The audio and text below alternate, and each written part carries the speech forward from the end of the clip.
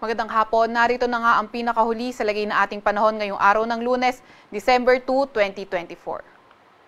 Sa kasalukuyan nga ay patuloy pa rin yung epekto ng shear line sa Southern Luzon at ngayon ay nakakaapekto na ito sa silangang bahagi ng Central Luzon. Samantalang yung Northeast Monsoon o amihan, patuloy naman yung epekto sa Northern Luzon, pati na rin sa may nalalabing bahagi ng Central Luzon. Itong shear line, ito yung nagdadala ng maulap na papawirin at mga kalat-kalat na pag-ulan at mga isolated na mga thunderstorm sa Metro Manila, Laguna, Rizal, Cavite, sa may Quezon, sa may Marinduque, Oriental Mindoro, sa may Bulacan, Nueva Ecija, Aurora, Quirino at Isabela. Itong shear line, ito nga yung salubungan ng malamig na hangin galing northeast at mainit na hangin galing silangan.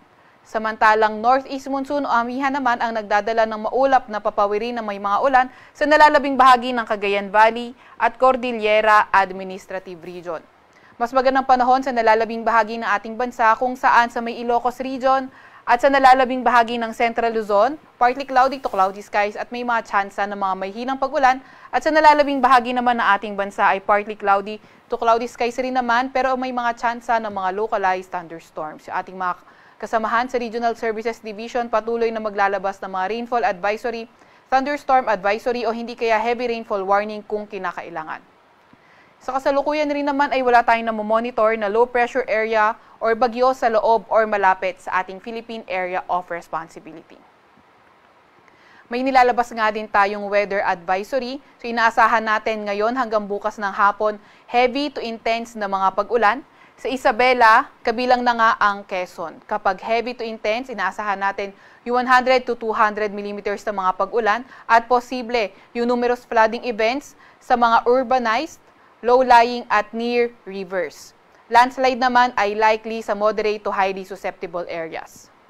Meron din tayong inaasahan na katamtaman hanggang sa malalakas na pag-ulan, 50 to 100 mm sa pag-ulan sa may Aurora, Rizal, pati na rin sa may Cagayan. Kapag moderate to heavy yung mga pag-ulan, asahan natin yung localized flooding, possible mainly sa mga urbanized, low-lying at near rivers, at ang mga landslide naman posible sa mga highly susceptible areas. Tomorrow afternoon naman to Wednesday afternoon, meron pa rin tayong mga inaasahang heavy to intense na mga pag-ulan, particularly sa Isabela at sa Cagayan. Samantalang moderate to heavy na mga pag-ulan sa Aurora, pati na rin sa may Quezon.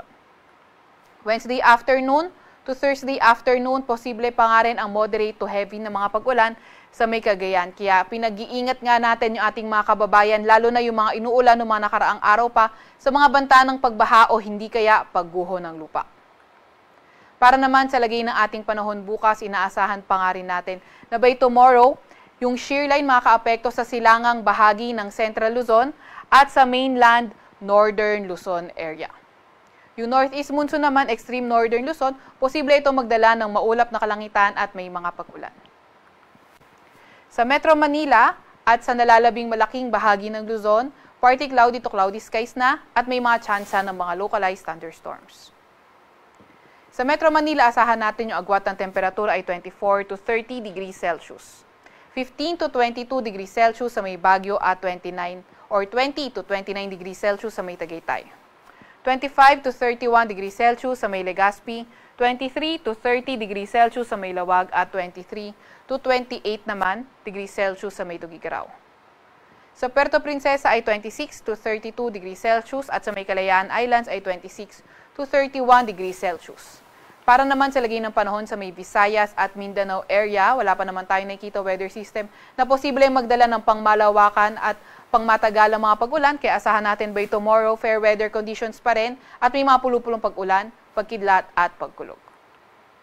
Agwat ng temperatura sa Iloilo, Cebu, Zamboanga, pati na rin sa Davao ay 25 to 32 degrees Celsius tomorrow, 25 to 31 degrees Celsius naman sa may Tacloban. Wala na tayong nakataas na gale warning sa kahit na anong baybayin ng ating bansa, pero ingat pa nga rin sa papalaot sa Northern at Central Luzon dahil magiging katamtaman hanggang sa maalon ang karagatan. Para sa 3-day weather outlook ng mga pangunahing syudad natin, inaasahan nga natin Metro Manila, Baguio City at Legazpi City patuloy ang fair weather conditions with chances of localized thunderstorms. Yung shear line, posible pa rin naman makaapekto sa hilagang bahagi. Yung shear line, pati na rin yung northeast monsoon, posibleng makaapekto sa hilagang bahagi ng northern Luzon. Sa Metro Manila naman, pinakamataas sa temperatura ay 32 degrees Celsius, 15 to 23 degrees Celsius sa may Baguio, at 25 to 32 degrees Celsius sa may Legazpi.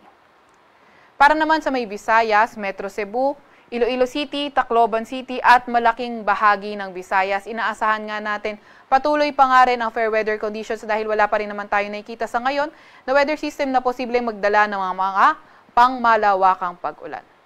Sa Metro Cebu, 32 degrees Celsius ang pinakamataas na temperatura.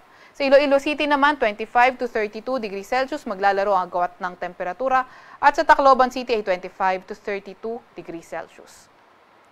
Sa Mindanao naman at mga pangunahing syudad, Metro Davao, Cagayan de Oro, Davao at Zamboanga City, inaasahan nga natin katulad sa Visayas area, wala rin tayong nakikita ang mga weather system na magdadala ng mga pangmalawakan at pangmatagalan ng mga pag-ulan. Kaya Wednesday to Friday, asahan pa nga rin natin ang fair weather with chances of localized thunderstorms. Sa Metro Davao, 25 to 33 degrees Celsius agwat ang temperatura. Sa may Cagayan de Oro City ay 24 to 32 degrees Celsius at sa may Zamboanga naman ay 24 to 34 degrees Celsius. Sa Kalakhang, Maynila, ang araw ay lulubog ng 5:25 ng hapon at sisikat bukas ng 6:06 ng umaga.